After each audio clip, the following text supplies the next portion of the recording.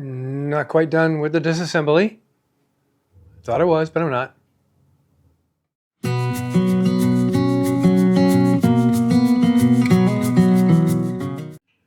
Welcome back to the shop on the channel, and I lied? No, I didn't really lie, but there's one last part I need to get off, and it's critical. It's all disconnected from the electronics, and that is the Arbor and the trunnion and Arbor that holds the Arbor in place, which is the part that drops down when the thing is triggered. This whole assembly here, you can see it on camera. This whole assembly drops down. When you crank it down, it goes against the rubber stop. It puts it back up and clips it back into resets it into the holder part here. More detail in when I go and come in, bring the camera in. And this involves removing the belts. And as I said earlier, I'm just going to cut the belts off because I've got brand new belts over here. So let's start with getting the belts off. I'm using the handy dandy tin snips. My God, that belt looks brand new. There's no drying, there's no cracking. It looks like there's like no wear on it at all. And it's not like I didn't use the saw. I did use the saw a lot.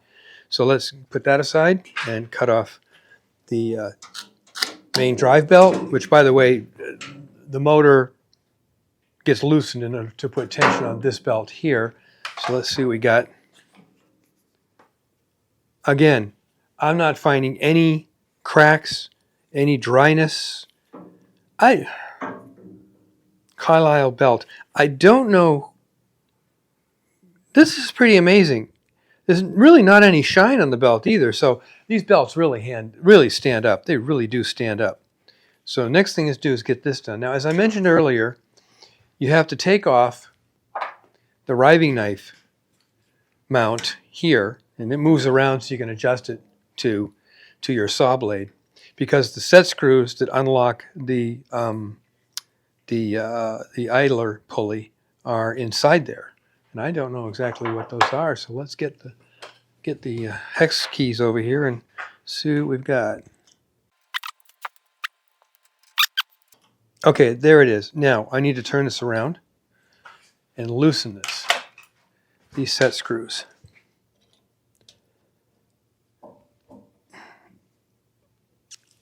Wow, that's on there tight, but it should be. Here we go.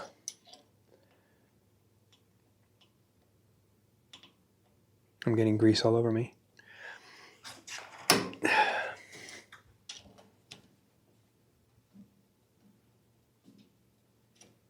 I'm going to get those well out of the way. Now, the way you take this idler pulley off is you tip the assembly over to about 45 degrees, take a dead blow mallet and start tapping it out from this side. And note how far it is in here, because that's as far as you want to go. And I've got about just a tad over 1/8 of an inch of exposed shaft on this side, so that's what I'm going to shoot for. Let's get the mallet. And here be the mallet. So I want to crank this over close to 45 degrees.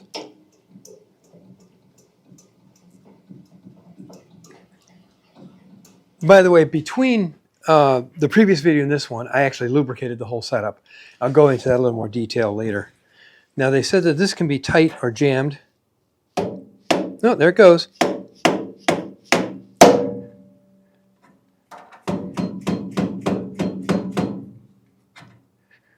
Oof. And there it is. That is, wow. Those bearings are still in great shape. It's almost a shame to throw this away. Maybe I'll put it somewhere for a future robot.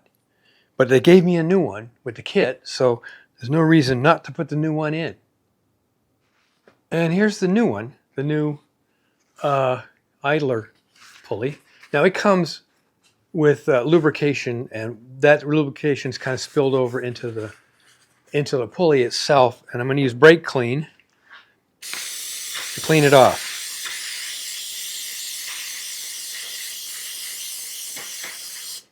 And that'll stink up the shop for a while. Let's see what we got here. Okay, that's pretty much cleared it up. I got no more grease in there. Let's test a couple of grooves. Nope, no grease. So this is now really ready to go in. Yep. I think I want to blow it off with some air first to be sure. Well, now, I skipped a step, and the step is to get, I put the pulley back in, and the step is to push down hard on the arbor block to get it off of the stop. So there. So that's off the stop now, and it articulates neatly and nicely. That's what I was talking about. Holds it out in place. So now I take and move. Go to here. Tap this out. Okay, now I got the old one out again. You know, follow the instructions. And this should lift pretty much right out. Oops. Up. How about that? Caught it back in place. It doesn't want to. Oh, I see. This is very snug here. So let me get this upright again. Okay, another thing I should have read the instructions for is there are two set screws over here that hold the a bushing in place, and they are 2.5 millimeter. So these are 2.5 millimeter set screw. Here, loosen that.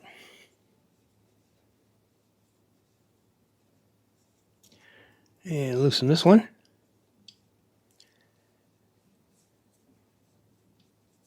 There we go. Follow the instructions, folks. I know, preaching to the choir. Still, there's the bushing fell down. This is the brass bushing that goes in here.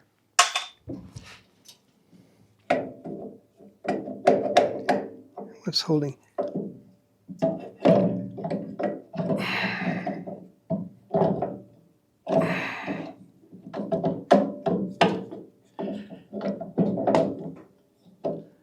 What does it say about this?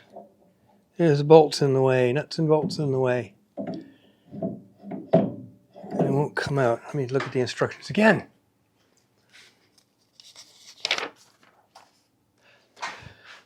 Come on, boy, come out of here.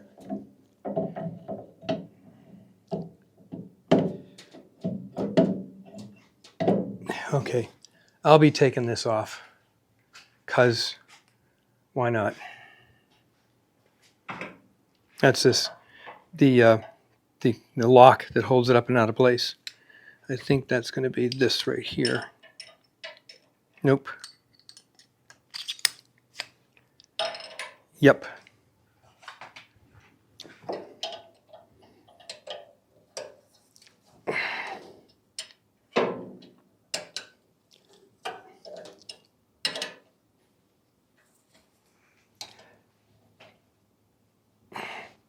Oh, I can detect.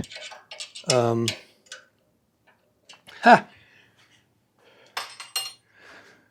now to put the new Arbor carrier thingy in place, and it also involves tipping this to 45 degrees to get the shaft in place. I might lubricate the shaft a little bit. So I cleaned off the idler pulley with brake clean. I see some moisture in there. Let's blow that out with some air. About the only reason I have an air compressor anymore. So things like this. Let's blow that out a little bit. Where's the air? Here's the air.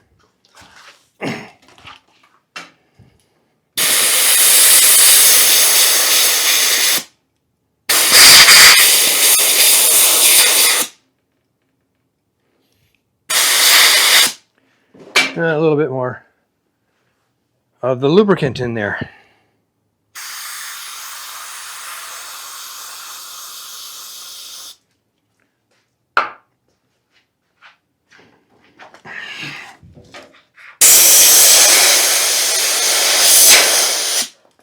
Okay, I know, making noise off camera. So now it looks pretty dry. I've got the lubricant out of there, a little bit more spraying over here off camera. Sorry, it's off camera. Yep. So that's ready to go. So now I need to put that thing in here with this thing at 45 degrees, but to be sure that I get the brass spacer in here correctly. And that's interesting. So I've got to bring it all the way back down to 45 degrees.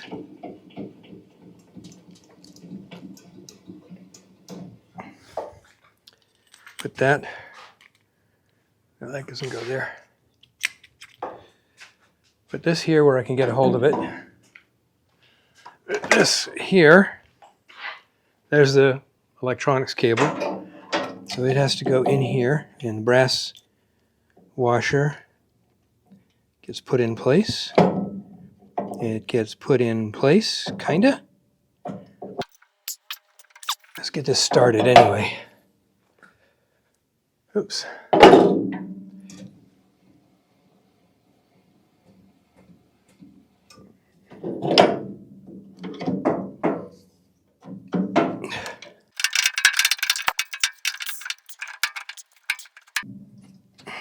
Okay. So tap the, it's going in, it is.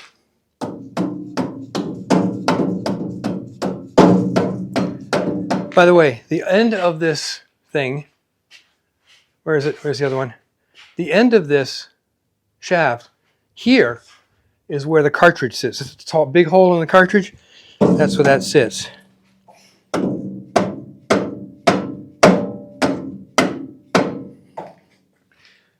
Okay, now I think I can adjust that the washer a little bit. Where is it? Oh, I misplaced the correct thing. Let me get my other tool, the Allen wrench. Okay, now I'm kind of buried down. Let me bring the camera down. Now I'm kind of buried down in here, getting this Allen wrench in to snug up the brass washer. And I know how it was, how snug it wasn't when I first took it apart. I mean, it doesn't have to be really tight. Get over here to get this one. Time consuming, I know. Okay, this was not fun. So you'll note that I have, let me bring the camera even closer because you got to see this. So, yeah, this was not really fun. You'll note that the idler pulley is not all the way in because you have to adjust these two little set screws, 2.5 millimeter set screws here and here, so you get this reaction when you lift up the arbor. That's what they're looking for. It just barely kind of drops when you're done. So that's tightened up correctly.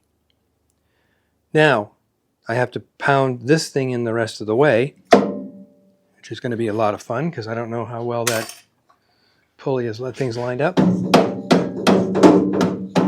There we go.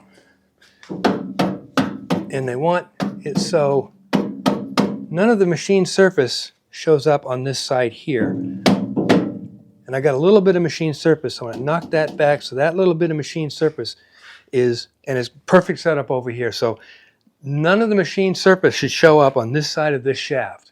It's hard to see in camera, but I just showed it through when I put it all the way in. And now it is where the manufacturer says it should be. So let's crank this thing back to stable, regular.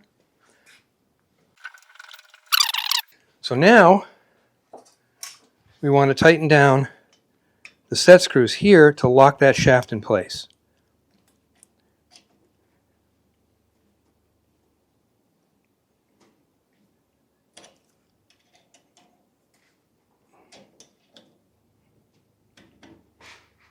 Okay, finger torque tight. So that's what they're looking for, just kind of just a little snug.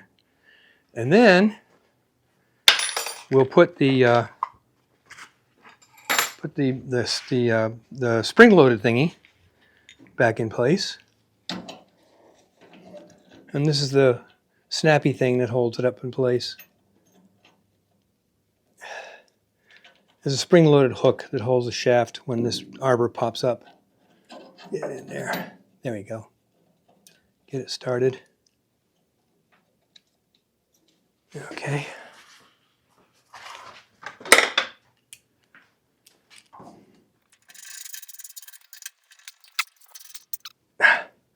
Yeah, that's good. Now when I pull up on this thing, that should lock in place. And there it is. This has a hook behind it over here. And when the thing goes off, there's enough inertia to open that hook and drop this section down below the table. Anyway, in camera. So now let's put the belt on. Oh, lucky me. I put the belt on. It was long and consuming and sweaty, so I didn't put it on camera. But basically what you do is you have the belt back here, and you roll it back and forth, one groove at a time. One groove at a time, because this sucker is tight. The upside is you have this pulley over here you can use for manipulating it back and forth. It's also in the video that I've linked in the description from SawStop, but that was a lot of fun. Not, as I say, but that's how I do. So this has to come off. This comes out. The Arbor assembly has to swing down. This locking mechanism has to come out of the saw to get this piece out. And when you put it back in, get it all set up and get the tension correct, then you put the locking mechanism back in and then pop it back in place. And of course, then you fight the belt. I'll leave it to you to fight the belt. Okay, let's put the big belt on. This is the belt that drives the Arbor drivey, belty thingy, whatever. Anyway, it's a dual belt system. I've already loosened up the motor. You can see the bolts. I'm on the right side of the box facing inward at the motor. I loosened up both of those bolts. And you can see where the motor has now slipped down to the bottom. Actually slipped down so it's all the way up to the bolt is all the way at the top of the slot. So the motor is as far away from the Arbor as it possibly can. So let's go to the other side of the saw now and install the big ass belt. Let me explain a few things. So this is a captured bolt. It can't move. There's a nut on the other side of it, the other end of it. It's a non-lock nut or jam nut.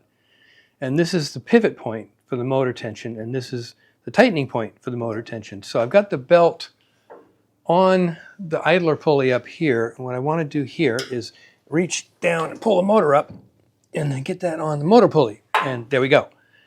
But this is kind of funny because I got to go over the other side with a pry bar, put tension on the motor and the belt, and then tighten up the nylock nut on the other side.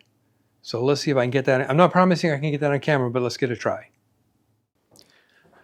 Well, as far as getting the tightening of the belt on camera, that was going to be real difficult because I was hunkered over the machine like this and had a pry bar in between the motor and the motor support on this side and the wrench over on this side tightening up the nut. By the way, you only have to loosen up one of those bolts, not both. The one on the right is we're facing inside, looking at it from the right side with the slot in it. That's the only one you loosen up. Then you tighten it back up again. That's the one that's captured on this side.